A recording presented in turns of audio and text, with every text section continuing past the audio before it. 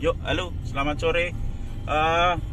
Sore ini kita akan berbincang mengenai bagaimana caranya kita memakai uji antibody dan PCR. Jadi kemarin kita berbicara mengenai uji rapid test antibody dan juga uji swab untuk PCR dan kelebihan dan kekurangannya. Nah, sekarang kita akan berbincang-bincang mengenai bagaimana caranya kita membuat diagnosa berdasarkan dengan menggunakan bantuan dua uji tersebut. Jadi sekali lagi, uji PCR itu adalah uji untuk menentukan keberadaan virus. Keberadaan virus di mana keberadaan virus sesuai tempat yang diambil. Kalau diambil dari hidung ya virus di hidung. Kalau diambil dari darah ya virus di darah di dalam tubuh. Kalau diambil dari urin misalnya, virusnya udah kebanyakan makanya dikeluarkan lewat urin gitu.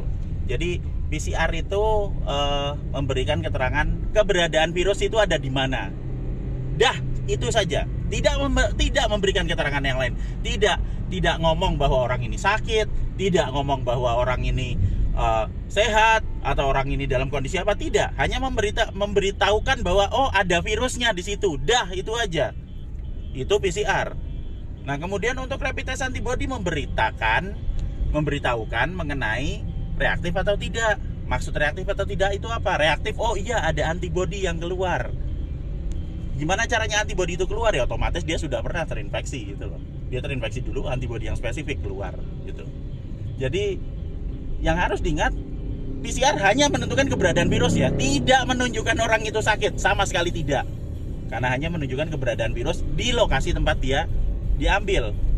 Nah, uji ini nggak bisa berdiri sendiri. Jadi uji itu harus dilakukan bersama-sama. Jadi kalau kita mau ngambil pada saat itu, jadi yang dilakukan 3, pertama PCR, kedua uji rapid test antibody, dan ketiga uji untuk menentukan kondisi fisik.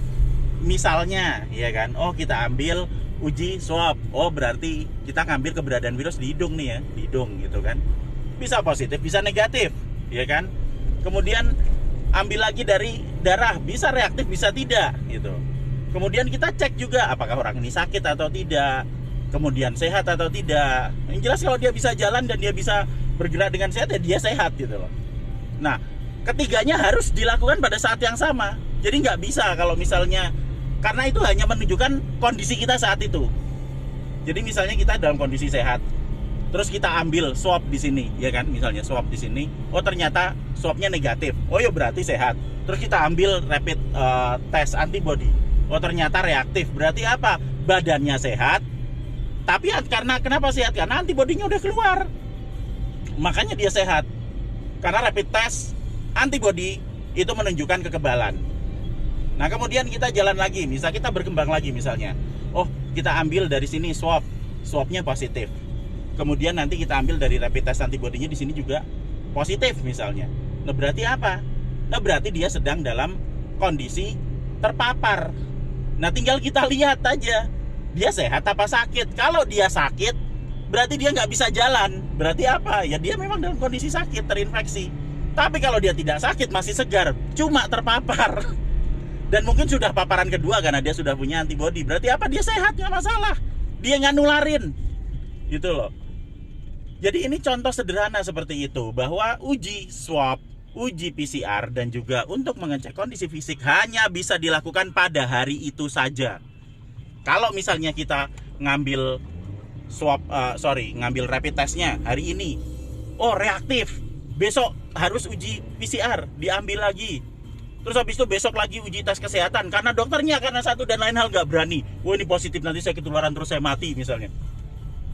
Dia harus dilakukan sampai 3 kali rapid swab test negatif baru berani dicoba. Nah, itu nggak ada gunanya semuanya. Nothing, useless, nggak ada gunanya. Kalau mau pakai sekaligus hari itu saja.